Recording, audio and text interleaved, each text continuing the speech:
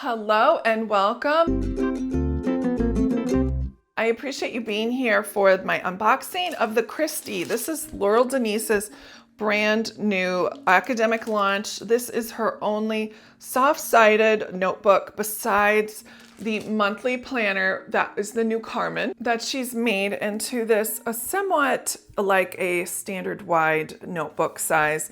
It's just a little bit shorter, a little bit wider than a standard wide, but this is a great addition to her lineup. She has the months and then the spaces afterwards with the dot grid after each month. So I think that's a great addition.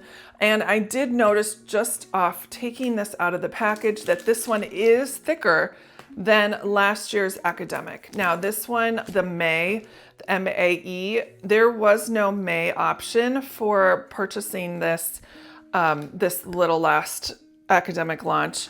And I loved this planner. I used it quite a bit. I used it for like 4 or 5 months. It was a really solid planner. I just realized that I did not need as much space as it had, and that is why I gave it up. But I loved using this May, and it has, this one is horizontal, and you'll see that the Kristy is the one that is vertical. So it's a completely different layout that I'm used to, but I really do enjoy this planner, and I love the paper. And so let's dive in. I don't know what all the changes they made to make it thicker, but let's figure it out. Like I was noticing that this is just gorgeous. The outside is this silver and it feels textured. The May was like more of a plasticky feel. This one feels more like a pleather, more durable as far as no fingerprints. This one, it didn't feel awkward, it just felt different.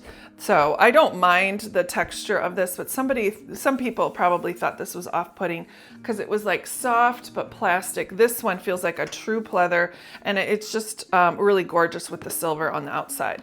And we can talk about the inside papers are just as stunning. They always do a masterclass in all of the colors and all of the prints that they put together. So shout out to them for recognizing that you can have a book on the outside, you can't judge it because the inside is definitely something different. So this is new. There's an extra page here with some design on it. That's cool. I like that little touch. And then she always has this welcome page. And then how you tackle planning. I never like these pages because I always want to like jump in and see this with my name on it and all that stuff. So I might think about taking this out if it's not too much trouble. And then we go into obviously the nameplate, and it's called the Kristy. And again, the academic planner goes from July all the way to June of the next year. And this doesn't look much different except for the holidays. They've shortened the holidays to just pertinent ones. Last time in the May, there was an excessive amount of holidays, things that don't apply to a lot of people in the United States. I understand that this is a global planner. It could be shipped globally, but I'm really not sure what Vesic Day was on April 8th. So if you do know, let me know, because I really should inform myself about that. But I do appreciate they do have the holidays for 26 and 27. I like to put obviously dots, calendar grid, things that I know I need to do. So what I did was I noted those dates over here with the holidays with a corresponding little sticker, just so I knew where those holidays were. And I only highlighted the ones that were pertinent to me, which worked out fine. So I do love the things to remember spot, but I haven't used it. Didn't really need to remember anything for those months, but this is great for forward planning as well. Then we have 2 blank pages with dot grid, and then it goes right into our monthly spread. This is July. This does have, what I very much appreciate, it doesn't have the month prior and the one forward. It has the next 2 months forward. So this is fun to have August and September. So you can, at a glance, you can just look up and see when those dates are. It does have the holidays on the bottom and then a notes section over here.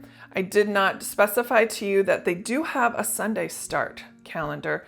So what that means is that the month will always have the start date and also the week. So it's not just you'll get a Sunday start calendar and then a weekly overview that starts on Monday. Each one corresponds. I really wanted like a Sunday start calendar, which I always appreciate, and then a weekly calendar that has a Monday start. That doesn't fly in Laurel Denise, and that's fine. What I do is I just section this part off so I know when the Saturday and Sunday, and you get used to it after a while. It's not a deal breaker at all. After the month, it jumps right into the week, so there's no dot grid page afterwards. But if my information is correct, this was a collaboration between Amanda's Favorites and Laurel Denise several years ago, and it's been so popular since they've kept going with it. It does have the Monday through Sunday shorter column up here. It was probably 2/3 of the page, and then it has a third on the bottom, which is dot grid. The note section over here is just blank. There is no designation in there whatsoever, not a header, not dots, no lines, nothing, just plain box. You can use it as you want. You could also use it to designate the sections from over here, and you could divide this into 3. There's a lot of different ways that you can use this layout for sure. Again, I've always been a vertical planner. And if you look at my old May, what I did was I turned the horizontal into vertical. So I would have the 3 section this way, and then each day I would be this way. Now, moving forward, I can have these sections this way, and then the plan going the opposite. So it's just a perpendicular design, and it works for me. I can pretty much look at any type of planner and make it work for what I need it for the most part. So then you have all the way until the 2nd of August for your first month. It's because it doesn't do partial months and partial weeks. And then you do blank pages with the dot grid, and then it starts over again with August. And then you have September and October in the front. So that is how that works. And it just repeats. Again, academic is July through June 2027. Sounds so crazy to say that. There are 2 of these ribbons. These are classic colors from Laurel Denise. This bright hot pink. One is great to put in your month. One is great for a weekly view, and that's usually how I use them. And they always stay nice and pretty. These ones look a little bit thicker than last time's, and they are. So last year's was a little bit thinner. These are thicker. I like that. The proportion to the planners is really nice. Now I'm just trying to figure out where the extra pages come into play. Is it after the monthly? After the weeks, there's probably 2 pages. Yep, that's where it comes in. So last time you would have the month and then all of the weeks corresponding. And then afterward, you have 2 blank pages when it really went into the next month the last time. So there's September, and then in the Kristy, you'll have a blank page and a blank page, and then you'll go into the weeks. So that's the big difference and why it looks a little bit thicker. So and that's like 12 extra pages right there. Let's go ahead and take a look at some of those extra pages that are in the back. These are standard pages, it looks like, from Laurel Denise. You have your plan ahead, which goes all the way to 2028, which is really interesting because I did purchase tickets for World Cup soccer here in Southwest Ohio in the month of 2028. It seems so far off that I've already bought tickets for it, but that's where it is. Yearly wins, yearly lessons.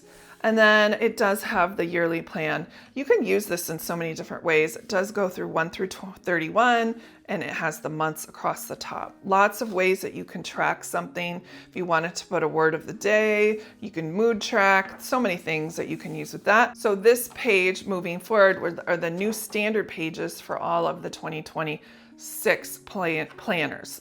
So this page isn't in here at all. It goes straight to dot grid after you get done with the plan ahead and the yearly wins. So this is standard in some of her other Laurel Denise planners. I have several that have all of these standard pages in the back, which I loved using. This is a Bennett Sisters. This was a January start, and I loved this planner. This is the only reason why I moved out of the May, is so I could jump into this one. This is just gorgeous. Had such a good time with this. And I love this page. Used it so extensively just for content tracking, figuring out what parts and pieces I needed for each one. And this is, as you can see, this is when you started getting into the standard pages from Laurel Denise as you moved on. Okay, so then you get a couple pages of that. Then you get your grid pages, dot grid pages, 4 of those. And then the back, books I'm reading, things I'm listening to. This is kind of like a yearly overview page. And then I love the end paper this is a great addition. So we have multiple papers that we can enjoy with this planner. And again, it's just so pretty. They do have a nameplate embossed in the back, and it is not like foiled clearly, because this is foiled. It's just heat embossed on the back, as opposed to this would be more foiled, and this one is just kind of printed. This one is definitely not going anywhere at all. Nice and deep. Well, if you are interested in picking up your Laurel Denise, you certainly can use the shop code below. I love Laurel Denise products. I use them constantly. Many pencil pouches, many planners have been purchased from her. And I get so excited when I use her products because they're so thoughtfully designed, and the paper is fantastic too. So if you're interested, this is called the Kristy Monday Start, and I will talk to you guys again next time. Thanks so much, and I will speak to you in the next video. Hope you enjoyed it. Bye.